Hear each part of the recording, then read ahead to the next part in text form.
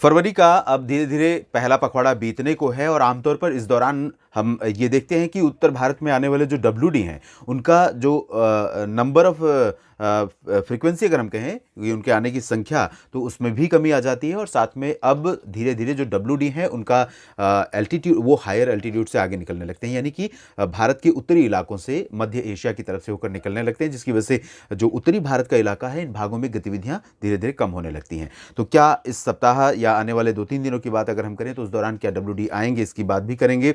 साथ ही आप south peninsular reason देखें, सेंट्रल इंडिया देखें तो ये बिल्कुल लल पीरियड माना जाता है। यहाँ पर बारिश की गतिविधियाँ बहुत ही कम हो जाती हैं आमतौर पर। लेकिन इस समय बंगाल की खाड़ी और अरब सागर के ऊपर थोड़ी-सी हलचल बनी हुई है भूमध्य रेखा के आसपास। यहाँ आप देखिए काफ़ी कंसिस्टेंसी है हवाओं में और काफ़ी एकरूपता नज़र आ रही है। एक ट्रफ सी यहाँ पर बनी हुई है और एक सर्कुलेशन था जो कि दक्षिण पश्चिमी बंगाल की खाड़ी के ऊपर डेवलप हुआ था और अब वो कोमोरिन की तरफ पहुँच चुका है अरब सागर के ऊपर और इसके प्रभाव से दक्षिण प्रायद्वीपीय भारत के तमाम इलाकों में, खासतौर पर दक्षिणी तमिलनाडु और दक्षिणी केरल के तमाम इलाकों में बारिश हो रही है। अगले 24 घंटों के दौरान यहाँ पर बारिश देखने को मिल सकती है कुछ इलाकों में। बाकी जो उत्तरी इलाके होंगे तमिलनाडु के और कर्नाटक तथा उत्तरी केरल के, तेलंगाना और आंध्र प्रदेश के इन भागों में ड्राई वेदर रहेगा। मध्य भारत में आप देखिए उड़ीसा में थोड़ी बहुत हवाएं कंसिस्टेंट रहेंगी उत्तर पश्चिमी दिशा की, जिसकी वजह से यहाँ पर तापमान थोड़े गिर सकते हैं। जबकि छत्तीसगढ़ के उत्तरी इलाकों को छोड़कर रेस्ट ऑफ छत्तीसगढ़, मध्य महाराष्ट्र और मराठवाड़ा, कोंकण, गोवा, विदर्भ, इन सभी भागों में हवाओं की दिशा कंसिस्टेंट उत्तर पश्चिमी नहीं रहेगी। मध्य प्रदेश के उत्तरी इलाकों में कुछ स्थानों पर उत्तर पश्चिमी दिशा की हवाओं का असर रहेगा। दूसरी ओर गुजरात पर पहले उत्तरी दिशा की हवाएं चल रही थी, अब हवाओं का रुख बदल गया और यहाँ पर अरब सागर से दक्षिणी हवाएं पहुंचने लगी हैं, तो थोड़ा मॉइस्चर बढ़ गया है। टेम्परेचर में गिरावट का जो क्रम था यहाँ पर वो बंद हो गया और साथ ही जैसलमेर, बाड़मेर, जोधपुर, उदयपुर, जालौर, डूंगरपुर, ये जो रीजन है इन भागों में भी तापमान में गिरावट का क्रम अब चेंज हो गया है। लेकिन हवाओं की कंसिस्टेंसी है अगर कहीं पर है इस समय तो वो है पंजाब, उत्तरी हरियाणा, उत्तरी राजस्थान, हरियाणा, दिल्ली, उत्तर प्रदेश का तमाम क्षेत्र, बिहार, झारखंड, उड़ीसा का और गंगीय पश्चिम बंगाल का ये रीजन। इन भागों में इस तरह की हवाएं चल रही हैं तो तापमान में अभी गिरावट रहेगी, हवाओं में ठंडक रहेगी सुबह और शाम के समय। दिन में भी मौसम काफ़ी ठीक ठाक रहेगा, मतलब धूप तेज़ होने के बावजूद अभी टेम्परेचर बढ़ेंगे नहीं क्योंकि इन हवाओं का असर रहेगा। उत्तर भारत में ड्राई वेदर, पूर्वोत्तर में भी ड्राई वेदर रहने की संभावना है।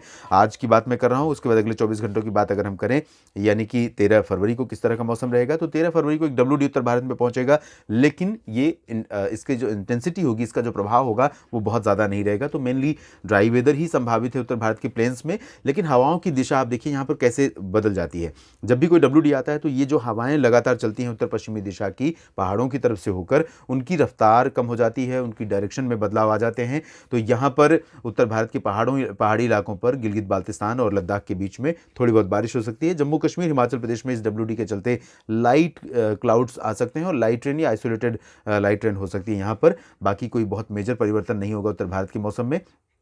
उत्तर प्रदेश, मध्य प्रदेश के पूर्वी और उत्तरी इलाकों में, उत्तरी छत्तीसगढ़, उड़ीसा, पश्चिम बंगाल, झारखंड, बिहार, पूर्वी उत्तर प्रदेश, इन भागों में ठंडी हवाओं का असर रहेगा। और यहाँ पर जहाँ ठंडी हवाएं चल रही हैं, ये वाला जो गंगा का मैदानी बेल्ट है, ये कोहरा प्रभावित क्षेत्र होता है। यहाँ पर आमतौर पर काफ़ी घना कोहरा देखने को मिलता है, लेकिन अब कोहरे का समय चला गया है। इसके बावजूद बारिश हाल में जो हुई थी और टेम्परेचर अभी भी बिलो नॉर्मल है कई जगहों पर, तो सुबह के समय यहाँ कई जगहों पर कोहरे की लेयर रहेगी। जल्दी जल्दी जैसे जैसे हवाओं की रफ्तार बढ़ेगी, हवाओं की इंटेंसिटी बढ़ेगी, यहाँ पर कोहरे का जो असर है वो धीरे धीरे कम हो जाएगा। पूर्वोत्तर भारत के क्षेत्रों में अगर हम देखें तो यहाँ पर कोई मेजर चेंज नहीं होगा, वो वेदर एज इट इज बना रहेगा। दक्षिण प्रायद्वीपीय भारत के क्षेत्रों में सिस्टम के आगे बढ़ने की वजह से यहाँ हवाओं का रुख बदल रहा है और अब बारिश की गतिविधियाँ 13 फरवरी से लगातार यहाँ पर कम होने लगेंगी। और उसके बाद 14 फरवरी की अगर स्थिति देखें तो उत्तर भारत में पहाड़ों पर as it is weather condition रहेगी।